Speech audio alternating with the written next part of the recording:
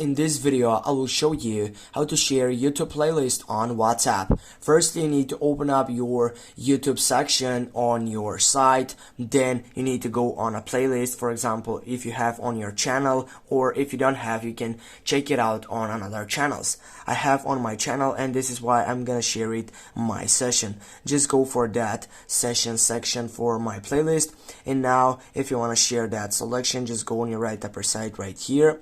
And yeah, of course, this is a locked session, which is just for me. But if I want to take over that selection, I will use and choose a playlist which are on the public session, yeah, which I can simply share it whenever I want. For example, I will go with this one.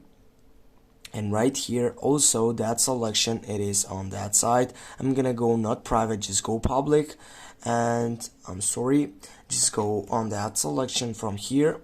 And right now I'm gonna be available to go on that sharing button and go copy link, or simply go WhatsApp and then share it right there on with which friend I want, on which group I want. I can also share it to my status and all that stuff.